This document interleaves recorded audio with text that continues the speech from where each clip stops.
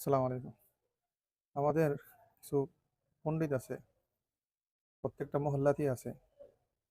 দেখবেন যে যখন মসজিদে যাবে, যাওয়ার পরে অনেক ধরনের খুঁত খুঁজবে। নামাজ দেরি হইলে কেন, আজান হয়েছে না কেন, এরকম হইলে কেন। প্রত্যেক মহল্লায় এরকম কিছু লোক আছে, এই ধরনের কিছু পাকনা আছে, পণ্ডিত আছে।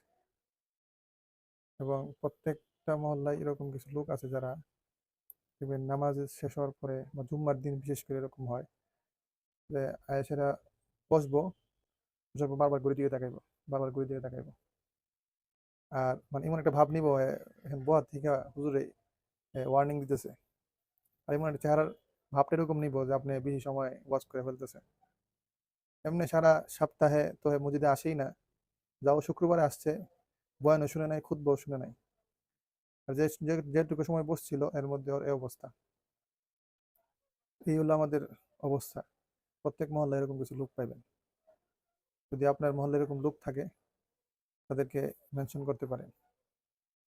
আর তাদেরকে বলতেছি, ভাই, যে আল্লাহর ঘরে যাইতেছেন, আল্লাহর ঘরে যাইতে পারাটা অনেক বড় নিয়ামতের একটা কাজ। যে বসে আছেন, শুনতেছেন বা না শুনতেছেন, নেকি হইতেছে। এই জন্য আল্লাহর ঘরের আদব আছে। আর আল্লাহর ঘরের যে দায়িত্বে আছে ইমাম সাহেব বা খতিব সাহেব, উনি আপনার থেকে খুব ভালো বুঝেন এবং সময়ের লক্ষ্য উনি রাখেন। হয়তো কখনো কখনো কিছু মিস্টেক হয় বা কোনো সময় কথার বুঝাইতে গিয়ে অনেক সময় কিছু লম্বা হয়। তো এই জিনিসগুলোর জন্য আপনি এরকম ভাব নিবেন না যে আপনি তেমন কিছু করে ফেলছেন। বয়ান তো শুনেই না, জীবনেও কোনো সময় কোনো হুজুরের ওয়াজ শোনার অভ্যাসও নাই, ভালো কথা কানে দিয়ে ঢুকে না। তো আপনি এই ধরনের কাজ করাটা আপনার জন্য কোনোভাবেই সমীচীন না। আর হুজুর যদি প্রতিদিন এরকম করে, প্রতি জুম্মায় এরকম করে, তো কমিটি তো আছেই। আপনি যদি এতই তাড়া থাকে, তাহলে আপনি অন্য কোনো মসজিদে যেতে পারেন। সুতরাং এই জিনিসটা সবাই খেয়াল রাখবেন। আল্লাহ হাফেজ, আসসালামু আলাইকুম।